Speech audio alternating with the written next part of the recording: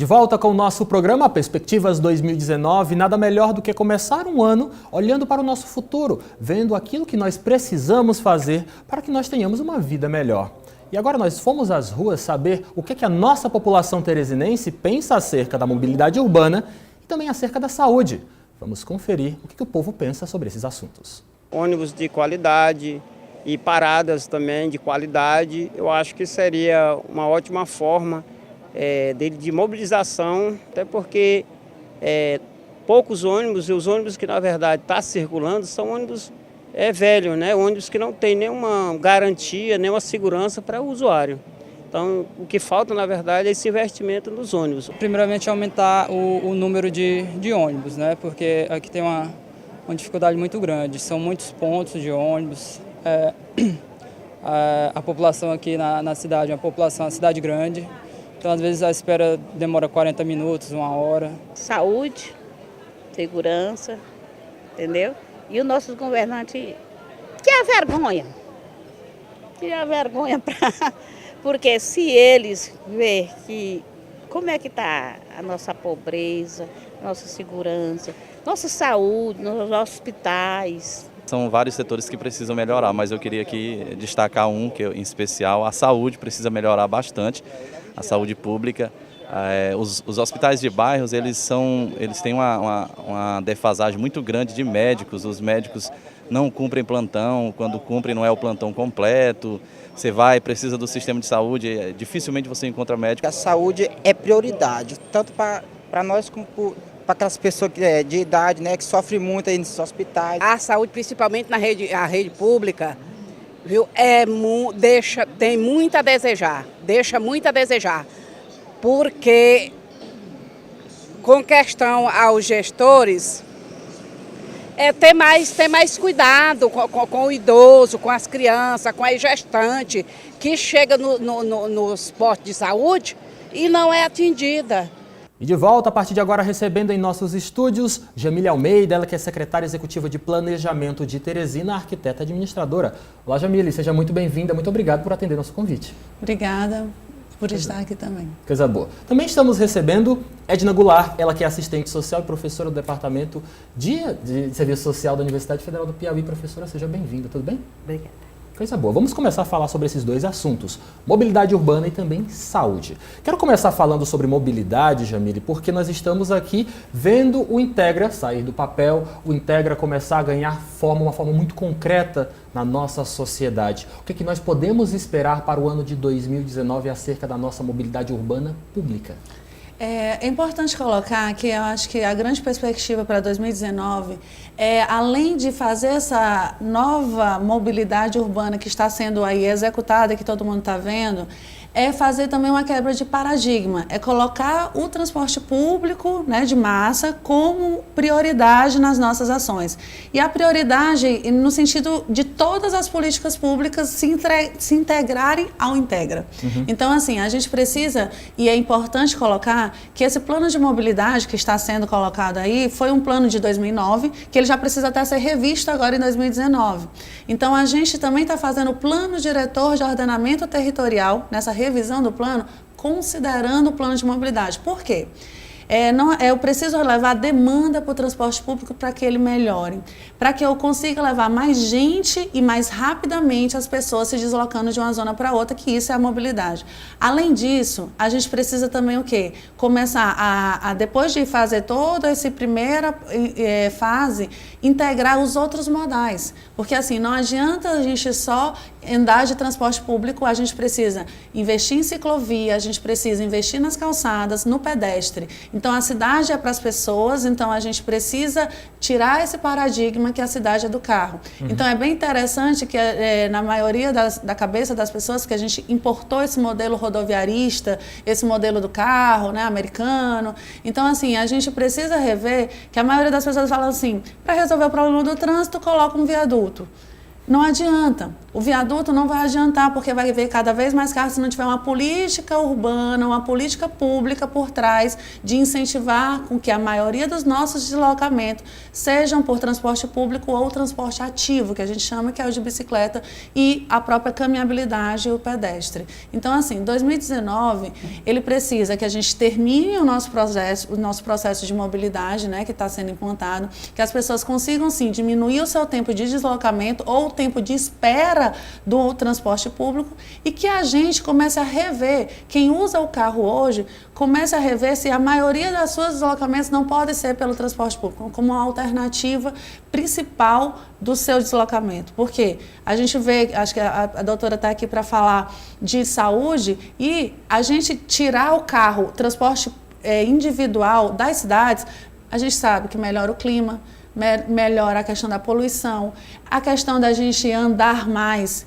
ter transporte ativo e de ciclismo, vai melhorar a questão de obesidade, claro, a saúde, e a questão principal, as pessoas acham que não, mas o urbanismo, que eu chamo, contra-ataca até no sentido de segurança pública, porque se as pessoas estão nos espaços, se elas estão andando pelos espaços, a gente consegue sim levar um pouquinho de segurança pública para isso. Então a gente precisa integrar as outras políticas de iluminação pública nesses espaços, políticas de ciclovias, né, que passem aí e integrem com as estações de transbordo que a gente tem, as estações de passageiro que a gente está integrando. E o próprio plano diretor, que é um caso mais ainda que a gente está tentando fazer com que a cidade se venha, adense, traga gente e empreendimentos imobiliários através da legislação urbana, o mercado imobiliário venha para os corredores, para os terminais, para que a gente consiga diminuir os nossos deslocamentos. Engana-se quem pensa que mobilidade urbana é apenas falar sobre a questão do deslocamento de pessoas. Estamos falando muito mais de qualidade de vida. Já que estamos tocando no assunto qualidade de vida, professora Edna, quero justamente lhe perguntar de uma forma geral, como é que a senhora vê as tendências, as perspectivas para o ano de 2019? Antes da senhora começar a falar, queria apenas fazer uma observação que, graças a Deus, nós vimos o ano de 2018 bastante colorido. Novembro azul, outubro rosa, várias cores permeando o nosso calendário anual, nos despertando para a necessidade de cada vez mais cuidarmos da nossa saúde. Mas para a senhora, o que vai ser tendência? Obrigada pelo convite. É sempre muito bom a gente pensar na saúde, pensar na mobilidade urbana, até porque estamos numa cidade importante do Nordeste. E seja bem-vinda, viu? Obrigada. Acima de tudo, pensar esse colorido que a gente viu nas camisetas, nas luzes, na nossa ponte, ela precisa entrar dentro da vida da gente. Não só na esfera da vida da população, mas das políticas públicas que nós temos. Ou seja, é preciso pensar que esse destaque, esse alerta, não é mais uma perspectiva campanhista de política, mas é um alerta para que a gente se cuide, mas para que a política de saúde cuide também.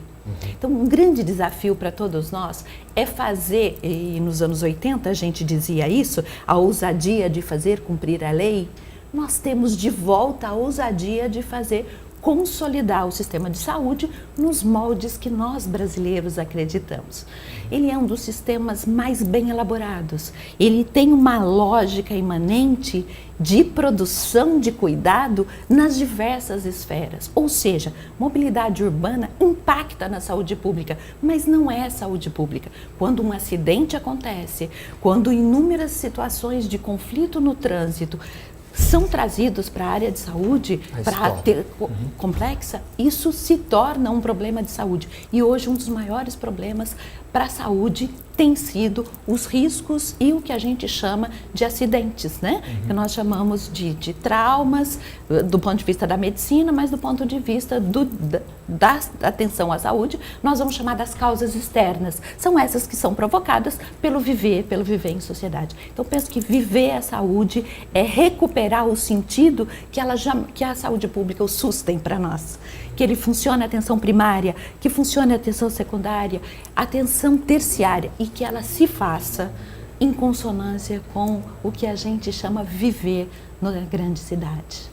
Professora, aqui pensando, ouvindo a senhora falar também, Jamile, quero trazer aqui para o nosso debate um assunto que me veio na cabeça agora. Quando nós falamos de cidade, nós falamos de um coletivo de pessoas, um coletivo de culturas, um coletivo, né? Nós não podemos tratar uma cidade de forma isolada. Mas quando falamos de trânsito, de mobilidade, parece que nós nos focamos no individualismo. A minha preferência, eu não posso esperar que ninguém passe, eu não posso esperar que um pedestre atravesse a sua faixa, porque eu penso sempre no eu. Focando nisso e olhando um pouco para o nosso estúdio, aqui nós temos esse cenário bastante bacana, com muitos prédios. Teresina, é uma tendência para o futuro, a partir de agora, investir nessa verticalização da cidade? Você acredita nisso, Jamile? É um problema, na verdade. Teresina, a gente chama espraiou demais.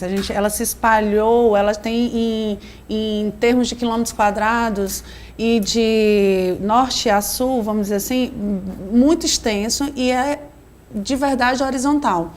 Na verdade, a gente tem uma massa, que é exatamente mais ou menos essa que está aqui no estúdio, essa massa vertical, mas a gente não pode confundir verticalização com densidade. Então, assim, nem sempre as áreas mais densas, ou seja, que tem mais gente morando, são as áreas mais verticais de Teresina, e isso é uma questão bem interessante. Vide Zona Sudeste da capital. Exatamente, que tem uma grande... a Zona Sudeste, por quê? A Zona Sudeste tem muita gente morando por causa da questão das estruturas familiares que são maiores e que tem lotes menores. Então, a gente tem lotes grandes com pouca gente morando. Então, o que a gente tem que pensar, não somente na verticalização, a gente tem que falar agora em adensamento e colocar gente usando a infraestrutura já instalada na cidade, porque todo mundo pagou, como você falou no coletivo, todo mundo já pagou por essa infraestrutura. Querendo ou não, todos os nossos impostos já foram, então a gente agora, por que colocar um loteamento a 22 quilômetros do centro, se eu posso tentar trazer com que ele venha para local que já tem a infraestrutura. Mas não só o prédio, mas assim, estimular pequenos adensamentos, vamos dizer assim, de formas criativas até. Então, assim, a gente tem a perspectiva, e a gente até já colocou isso agora nesse governo, mas vamos tentar no próximo, a questão de uma nova forma de Minha Casa Minha Vida, que não seja esse Minha Casa Minha Vida que veio aí horizontal, que foi um problema para as cidades absorveram uma política pública que não conseguiam ter dinheiro e recurso para absorvê-lo. Então, a gente precisa agora rever esse nosso modelo de urbanismo, e a questão que vocês estavam falando a professora estava falando dos acidentes, a gente tem tentado com organismos internacionais, a gente tem tentado com tecnologias de blockchain, a gente tem buscado muita ajuda. Professora, falando um pouquinho sobre essa questão de qualidade de vida, saúde é muito disso, né? Buscar a qualidade de vida, buscar a questão da precocidade, buscar de um diagnóstico precoce, buscar da questão da prevenção, exames de controle de saúde. Mas eu quero enveredar para outro caminho com a senhora. Qual a importância do outro na saúde? Porque nós vivemos num mundo em que a tendência é o isolamento. Famílias cada vez menores, com menos filhos, às vezes sem filhos. Qual a importância do outro na nossa saúde? O outro é constitutivo, ou seja, eu sei quem sou, porque existe o outro e ele, de uma certa forma, provoca em mim respostas de quem sou, como vivo, o que desejo. Agora, veja bem, nós não podemos olhar essa perspectiva de prevalência do eu como uma característica nossa. É do nosso tempo. A gente vive um momento de mudança de paradigmas. Então, nós temos que rediscutir essa sociabilidade. Ela é muito autoritária. Ela basicamente diz o tempo todo o que eu almejo ter, que compromissos tenho. Me impõe o que eu almejo ter, exato. Né? Então, assim, essa que a gente vai chamar temporalidade do relógio se sobrepondo à temporalidade do viver. Não é à toa que eu busco a moto, não só porque ela está entre o preço da bicicleta, mas é porque eu preciso chegar rápido, eu preciso chegar depressa, eu preciso trabalhar uma vida num movimento muito grande. E isso não é só aqui, é o mundo inteiro. Pensar a saúde, pensar a mobilidade, pensar a vida é rediscutir que lugar eu mesmo ocupo nela. Coisa boa, queria ter mais tempo para conversar sobre isso. Na realidade, nós juntamos esses dois assuntos porque a gente pensa e entende que a mobilidade urbana e a saúde, elas não têm como se separar, porque, enfim, elas são feitas para pensar a qualidade de vida do indivíduo. Jamile, muito obrigado. Um excelente 2019 para você. Volte sempre. Obrigada, e sempre estamos disponíveis para discutir vários temas do urbanismo e de mobilidade em si. Coisa boa. Professora Edna, muito obrigado. Volte sempre. Eu que agradeço a oportunidade de vir aqui e relembrar que uma sociedade, para ter lugar, ela precisa ter políticas sociais e políticas públicas. E sobre isso, estamos sempre dispostos a conversar. Obrigada. Obrigado mais uma vez, um excelente 2019 para vocês. E no próximo bloco nós vamos falar sobre esportes. Não sai daí, daqui a pouco tem mais Perspectivas 2019.